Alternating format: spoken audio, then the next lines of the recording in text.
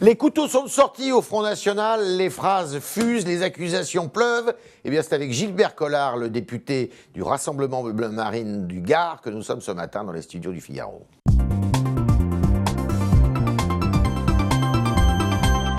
Gilbert Collard, bonjour. Bonjour. J'ai bien dit Rassemblement Bleu Marine. Il n'est toujours pas inscrit au FN, Gilbert Collard. Si. Ça y est? Ouais. Ça y est. Il a franchi le pas. Franchis le pas. Alors, vous inscrivez, c'est la crise.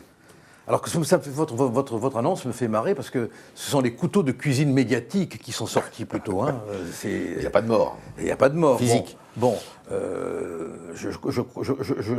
j'ai lu un texte cet été très beau que je vous invite à lire si vous ne l'avez pas lu, de Kundera sur ce qu'il appelle l'imagologie. Milan Kundera. L'imagologie, c'est-à-dire cette époque où tout est réduit d'une manière pathologique, systématique, à la recherche de petits événements, à la recherche d'images. Et du reste, il appelle les journalistes des imagologues. Ouais. Bon, je ne dis pas que c'est votre cas, hein, bien sûr. Bah, ça, vous savez... Non, mais de toute façon, j'exclus toujours la personne avec qui je débat. D'accord. C'est plus facile. Voilà, c'est plus facile.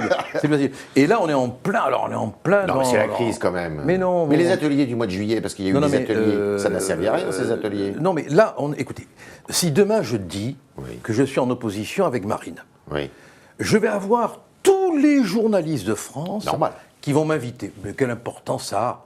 Quelle importance ça a mais je veux dire, quelle importance cela peut avoir qu'un membre du Front National ou du Rassemblement Bleu Marine soit en opposition sur telle ou telle question. Bon. Mais là, c'est pas une question, telle ou telle question. Gilbert Collard, vous réduisez, alors là, pour le coup, vous faites un peu du minimalisme. Oui. Il y a quand même deux lignes qui s'affrontent à l'intérieur du Front National. Il y a cette ligne qui est incarnée par Florian Philippot et qui est une ligne ni droite ni gauche, plutôt socialo-économique. Et puis, vous avez une ligne davantage identitaire que voudrait suivre Nicolas Bay, notamment.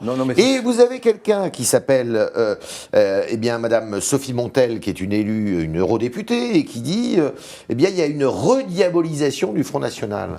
Écoutez, mais on est dans les philippopotins. Voilà, on potine. Sophie Montel...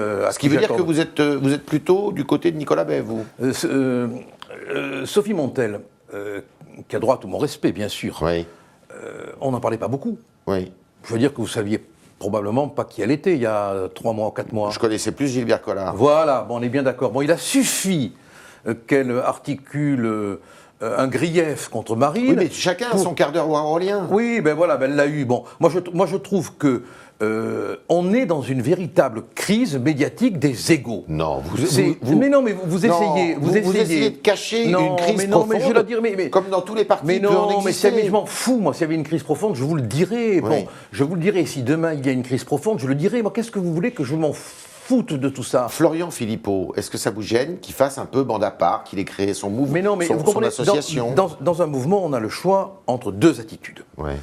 Et on a une liberté totale de discussion, d'expression, et ça, moi, je ne le conteste pas. Du reste, si ce n'était pas le cas, je le prendrais mal. Mais à partir du moment où on fait articuler des critiques par des lieutenants médiatiques contre Marine, contre le mouvement, à partir du moment où on se répand dans les médias pour exister, quoi. Mais arrêtez de croire. Mais Philippot et d'autres, arrêtez de croire à l'importance des médias. Nicolas Bay aussi Mais Nicolas Bay répond. Nicolas Bay répond. Donc l'accusateur, enfin la charge de l'accusation que vous portez, c'est contre Philippot. Mais je ne porte pas d'accusation. Moi, je dis qu'on est dans un combat de coq, de basse-cour médiatique, et que c'est finalement la presse qui utilise pour alimenter son abreuvoir ces querelles en leur donnant une importance. C'est de la faute de la presse. Mais non, c'est pas de la faute de la presse. Mais non, qu'on se comprenne bien. Ne faites pas l'imagologue. Je dis pas que c'est de la faute de la presse. Je dis que la presse a besoin de s'abreuver et que tout ce qui est de l'ordre de la polémique permet de scénariser l'information. L'imagologue vous pose la question, est-ce qu'à l'intérieur du Front National, il faut tolérer la présence de sensibilités, de courants, comme il y a eu naguère au Parti Socialiste ou dans d'autres partis? Mais oui, par exemple, moi, il m'arrive de ne pas être d'accord, vous le savez, bon, je l'ai dit, mais ce n'est pas pour autant que j'ai créé une association, c'est pas pour autant que j'ai articulé des griefs en les colorant d'idéologie contre un tel ou un tel. Ce que dit Philippot de ceux qui le critiquent, ils disent ceux qui le critiquent lui, ce sont ceux qui n'ont pas grand-chose à faire et passent leur journée à déblatérer. Ça, ce sont des feignants, quoi. Oui. Moi, c'est un mot que j'aime bien. Bon. Mais là, voilà. Vous l'avez utilisé pendant la campagne électorale. Voilà, mais moi, si j'avais Florian Philippot en face de moi, je lui dirais... Vous lui diriez quoi? Je lui dirais, mais Florian, tout le monde travaille au front. C'est pas parce qu'il y a à l'heure actuelle un concours d'apparitions médiatiques que ceux qui ne vont pas tous les matins dans une émission de télévision ne travaillent pas. Il faut arrêter cette boursouflure de l'ego. Je crois que c'est vrai dans tous les partis au demeurant. Oui. On se rend compte que l'intérêt de la France, l'intérêt du pays dans un moment où la situation est quand même catastrophique, puisqu'on a affaire à des amateurs, se réduit à la discussion médiatique. Mais votre cœur, il penche pour qui? Pour la thèse Nicolas Bay ou la thèse Philippot? Mon cœur, il penche pour Marine. C'est quand même elle qui a réuni 11 millions de voix sur sa personne. Oui, qu'on arrête, mais tout vient de là quand même. C'est parce qu'on l'attendait beaucoup plus haut. On dit qu'elle a fait un très mauvais débat d'entre-deux tours. Vous partagez cette opinion d'ailleurs. Alors, Marine doit s'exprimer 2 fois en cette fin de semaine. Demain, au journal de TF1, au journal de 20h, et samedi à Brachet, qui est un rendez-vous maintenant de Haute-Marne qu'elle a fixé, et qui sera le début d'ailleurs d'une tournée de la refondation. Oui, elle a bien raison. Qu'est-ce qu'elle doit dire? On a l'impression qu'elle ne le tient plus, son parti. Mais écoutez, c'est pas parce qu'il y a une querelle médiatique dont j'arrive pas à voir... qui est idéologique aussi. Non, je ne le crois pas, franchement. Je ne le crois pas. Il y a un habillage idéologique pour que l'ego n'éclate pas sur l'écran. Que doit-elle dire? Mais je ne le crois pas. Je crois qu'on a affaire à des querelles d'ego. Et malheureusement, on n'a pas de psychanalyste ni de psychiatre dans le mouvement. Vous devriez en recruter. On pourrait en recruter. Ou un imagologue, peut-être. Ça vous a plu, ça. Comme dans tous les mouvements politiques aujourd'hui. Qu'est-ce qu'elle doit dire, Marine Le Pen? Marine doit simplement expliquer, elle l'a fait, que ce débat qui s'est mal passé n'engage pas une carrière négativement. Mitterrand a loupé son débat contre Giscard, et homme de culture que vous êtes, Napoléon a loupé le 18 Brumaire, il a fini empereur. Bon, donc c'est pas un débat qui définit une carrière politique, même si la haute idée qu'on se faisait et la petite idée qu'on avait de Macron faisait qu'on avait l'espérance d'un débat où il serait terrassé, ridicule, aplati. Ça n'a pas été le cas. Bon. Il faut tout simplement qu'elle aille à la rencontre des électeurs et des électrices du Front National pour rompre le cordon médiatique. Pour dire quoi, mais pour dire qu'on est au service de la France, tout simplement. Pour dire que l'Europe, il faut en sortir, il faut sortir de l'euro. Ce discours-là, qui a quand même été le discours autour duquel... Le discours général, autour duquel vous vous êtes quand même différenciés les uns les autres. Mais moi, j'ai toujours dit que j'étais contre la sortie de l'euro. Oui. Ce n'est pas pour autant que on ne vous a pas beaucoup entendu pendant la présidentielle le dire. Hein. Ah, c'est vrai. Alors, c'est vrai. Vous avez quelques torts aussi. C'est vrai, non, mais chaque fois que j'ai pu, je l'ai dit. Chaque fois que j'ai pu, je l'ai dit. Mais je ne l'ai pas dit aussi souvent que j'aurais voulu le dire. D'accord. Mais ça, on répond aux invitations. Donc il faut abandonner ce discours-là. Non, moi je crois qu'on ne gagne pas contre l'opinion publique. D'accord. L'euro est une monnaie pourrie, une monnaie allemande qui nous soumet, qui nous aplatit. Mais les Françaises et les Français, pour des tas de raisons conscientes et inconscientes, ne veulent pas sortir de l'euro. En revanche, ils ont parfaitement la vision que cette Europe est absolument accablante. Et qu'on aurait pu faire une Europe différente, intelligente, harmonisée. Mais oui, moi j'ai toujours été un adversaire de l'euro, je le suis depuis le traité de Maastricht, vous pouvez rechercher dans les archives, j'ai toujours combattu cet euro-là. Mais je suis européen depuis Charlemagne du reste. D'accord. Est-ce que Florian Philippot, si en fonction des réajustements qu'il pourrait y avoir à l'intérieur du parti de la ligne, s'il dit, moi je m'en vais, vous essayez de le retenir ou vous lui dites bon vent? Ah, moi, je n'ai. Parce qu'il l'a dit. Je n'ai jamais dans ma vie une fois retenu quelqu'un qui voulait partir. Ah bon? Jamais. Ouais. Si quelqu'un veut partir, sa liberté, c'est de partir. Et la mienne, c'est de tirer la porte. Bon. Donc, vous ne le regretterez pas alors? Ah, moi, ma vie est pleine de regrets, de gens qui m'ont quitté, qui sont partis. C'est une grande nostalgie. Le départ des gens compétents, dévoués. Mais s'ils veulent partir, tant pis pour eux. Oui. Il est compétent? Ah oui. Il est dévoué? Il a été, il le fut. Il est fidèle? Il a été, mais là, il est un peu moins, je trouve. Oui, donc en fait, vous dites qu'il faudrait que Florian Philippot, il faut couper la branche, quoi. Mais non, mais d'abord, je crois qu'il faudrait qu'on cesse de s'expliquer à travers les médias, qu'on ait une réunion. Vous savez qu'il y a des téléphones maintenant, vous pouvez lui parler. Oui, il y a des téléphones. Mais moi, je n'aime pas trop parler par le téléphone, j'aime bien rencontrer les gens. Mais vous le voyez de temps en temps, Florian Philippot. Oui, mais très peu. Moi, je ne suis pas dans le système. Qu'est-ce que vous conseillez à Marine Le Pen? Ici, là. Il est 13h, il est 12h18. Qu'est-ce que Gilbert Collard dit à Marine Le Pen? Où il rentre dans le rang, tous dans le rang, où il s'en va. D'accord. Enfin, moi, je serais à la place de Marine Le Pen, avec beaucoup d'amitié et de regret, mais si j'étais à sa place. Elle fait ce qu'elle veut, et puis elle a parfois des décisions qui sont beaucoup plus appropriées. Je dirais à Florian Philippot, avec beaucoup d'amitié, je dirais, voilà, maintenant, tu ranges tes patriotes qui ne riment à rien, tu ranges ton discours qui vraiment ne fait qu'accentuer les divisions, tu te rappelles que tu n'es pas numéro 2 du front ou numéro 1, parce qu'il y a plusieurs vice-présidents qui sont à la même place que toi. Il y a Louis Alliot aussi. Et il y a Louis Alliot, il y en a bien d'autres. Bon, et tu joues collectif. D'accord.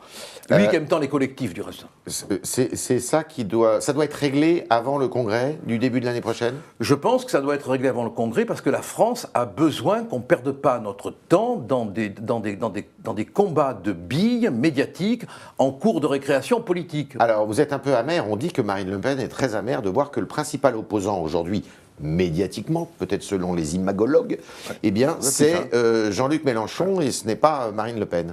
Non, mais attendez, mais Mélenchon... En plus, il a un groupe, lui.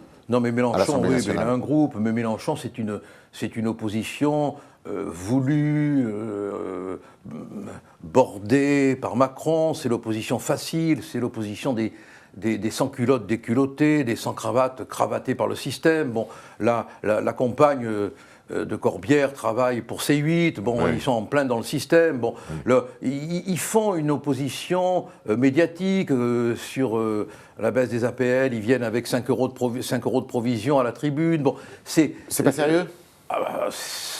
C'est de la gîte propre, mais elle est un peu de l'ordre de l'opérette médiatique. Vous allez réussir à constituer un groupe à l'Assemblée nationale? Est-ce que vous allez demander d'abord à ce que le groupe ne rassemble que 10 personnes? Oui, mais ça m'étonnerait fort que le président de l'Assemblée nationale accède à notre demande, mais qu'on ait un groupe ou qu'on n'ait pas un groupe, le Parlement étant ce qu'il est devenu, une petite chose disciplinaire. Hein, vous êtes battu pour être élu quand même. Oui, mais parce que je me doute. Vous savez, moi, quand je suis entré en politique, je ne savais pas trop ce que c'était. Et j'avais une réticence qui n'a fait que s'aggraver. Hein. Mais j'ai découvert sur le terrain l'attachement pour les gens. Et je n'ai pas voulu, et croyez-moi, si vous étiez dans le secret de mon esprit, je me suis posé des questions. Hein. Je n'ai pas voulu les abandonner parce que j'aime les gens que je rencontre. Moi, cette population du Gard, qui m'est hostile ou qui m'est favorable, je la rencontre, je discute avec elle, et je l'aime. Donc la constitution d'un groupe, c'est pas le problème? Mais non, parce que le Parlement, ce n'est plus rien. Bon, en revanche, vous avez un autre parti à côté de vous qui s'appelle Les Républicains. Oui. Où là aussi il y a des discussions, le parti est en crise. Qui court après nous. Et il y a un homme qui veut le prendre et qui apparaît comme le favori des militants qui s'appelle Laurent Wauquiez, et on dit qu'il court après le Front National. Oui. C'est vrai. Il pourrait y avoir... Madame Marion Maréchal Le Pen avait dit qu'elle pourrait parler avec Laurent Wauquiez. Vous aussi? Mais moi je pourrais parler avec tout le monde. Oui. Mais vous avez des terrains d'entente avec lui? Mais écoutez, faisons une lecture simple. Quand Madame Pécresse était candidate, Barthelone disait qu'elle roulait pour le Front National. Maintenant, elle dit que Wauquiez se rapproche du Front National. On est l'aimant vers lequel tous ces ramollos essayent de faire de la musculo. Voilà, mais je crois que c'est une évidence médiatique. C'est un ramollo? Mais attendez, mais il dit maintenant, je veux une droite assumée, puissante. Mais qu'est-ce qu'il faisait hier? Qu'est-ce qu'il faisait hier? Il était où? Vous l'avez entendu, vous, s'exprimer comme un homme de droite, courageux, capable d'assumer? Non. Qu'est-ce que c'est que ces apparitions messianiques d'un coup d'individus complètement repliés sur eux-mêmes, inquiets, craignant le mot de trop, qui d'un coup se présentent comme la droite forte? Mais si on appelle à une droite forte, c'est qu'elle est molle, sinon morte. Et ben voilà, c'était la conclusion de Gilbert Collard pour cette première partie, qui nous a dit, Philippot, il rentre dans le rang ou il part. En tous les cas, c'est ce qu'on a compris. Et un autre imagologue va nous rejoindre maintenant, puisque ça va être avec lui qu'on va poser vos questions. J'ai parlé de Valentin Pilate.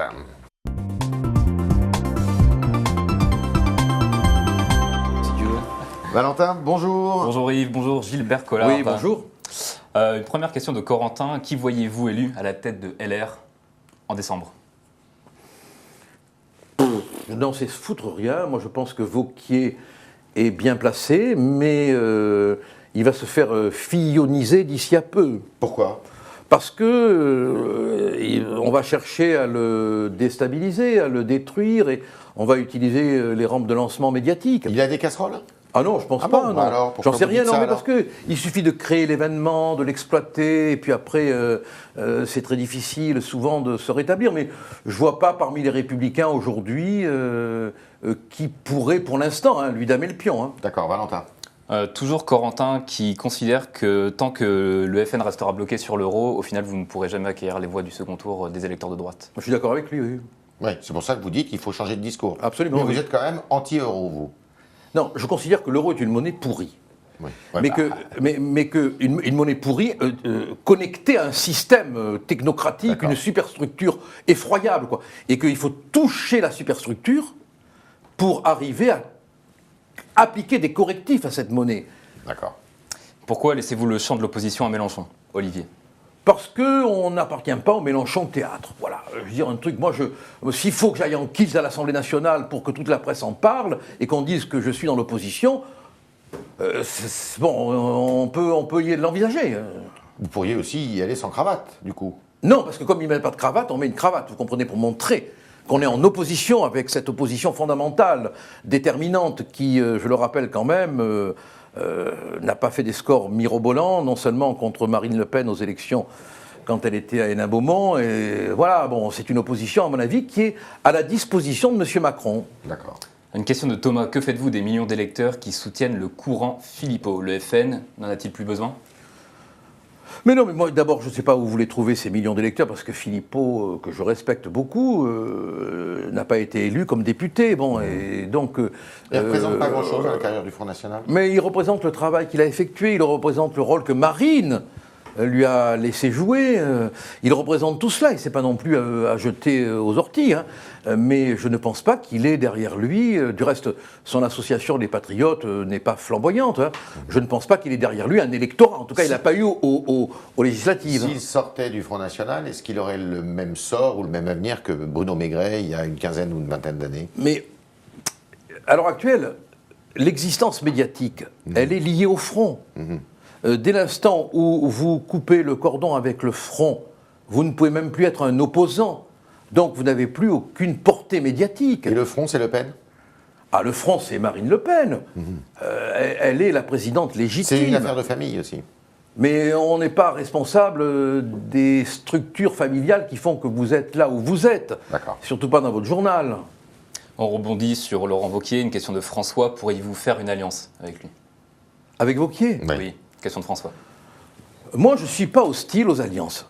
Mais je pense qu'on ne doit en aucun cas faire le trottoir électoral.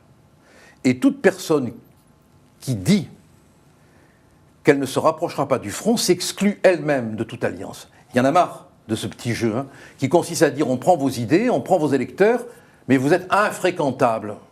Est-ce que le discours de Robert Ménard, et il a envoyé récemment à vous autres, et notamment à Marine Le Pen, une lettre pour dire il y en a marre, il faut ouvrir, il faut que le Front National sache se faire des alliés, mais vous avez du mal à le faire, ça. Mais l'ouverture, elle est faite chaque fois qu'on peut. La preuve, c'est qu'on s'est ouvert à Robert Ménard. Oui, enfin, ce qui est une bonne chose. Bon. C'est un individu. Non, mais d'accord, non, mais... Avec M. Dupont-Aignan, ça n'a pas duré très longtemps. Mais moi, si vous voulez, je pense qu'on va entrer, vu la crise de la confiance médiatique, qui est liée au fait qu'on voit des journalistes devenir politiques, des politiques devenir journalistes. Bon. Des imagologues, vous voulez dire. Des imagologues, oui. Le mot vous a plu, décidément. Hein. Ouais. Je pense que cette primauté de la communication médiatique va s'estomper. Et qu'on va arriver à une communication directe. C'est pour ça que Marine a raison d'aller au contact des électeurs. La communication directe, c'est quoi? C'est d'aller sur le terrain. Mais ça a toujours existé, ça? Non, parce que ça a été un peu occulté par l'avantage donné aux petites émissions de télé, aux débats, où on se montre, du reste, sans pour autant être élu. Hein, parce que regardez, les personnages qui ont le plus passé à la télévision n'ont pas été forcément élus. Vous parlez de Florian Philippot? Je parle notamment de Guénaud. Qui aurait mérité un sort bien différent, le pauvre. Ouais. Parce que vraiment, son intelligence... Lui, il pourrait vous rejoindre? il faudrait que tous ces hommes soient capables de comprendre que le vieux système, qui est fondé essentiellement sur une représentation organisée, téléguidée, est fini. Maintenant, il faut aller au peuple directement. Vous pensez les mêmes choses que Guénaud? Ah oui, sur beaucoup de points, oui. Oui, j'ai beaucoup d'estime pour son intelligence. Vous lui tendez la main? Mais moi, je ne tends pas la main, mais je ouvre les bras, voilà. D'accord. Une dernière question, Valentin. Justement, Henri Guénaud, nous le retrouvons cette année sur Sud Radio, tout comme Jean-Pierre Raffarin sur France 2, Aurélie Filippetti sur RTL. De nombreux internautes considèrent que c'est juste inacceptable, en fait, le fait que les politiques interagissent maintenant dans les médias. Oui, tout à fait. Tout à fait, mais c'est l'imagologie. Il y a une copulation entre le monde politique et le monde journalistique qui fait qu'on est véritablement dans un carcan et dans une manipulation médiatique. Et c'est la raison pour laquelle les Françaises et les Français, progressivement, on le voit bien quand ils expriment leur opinion sur la presse, vont se détacher de cette communication biaisée. Et je crois qu'on va arriver à une communication directe qui va reprendre son importance. Voilà, chers internautes, c'était les réponses à vos questions de Gilbert Collard, député Rassemblement Bleu Marine Front National, maintenant on peut le dire, depuis le mois de juin, et on l'en remercie, et à vous autres demain. Merci Valentin. Merci Yves.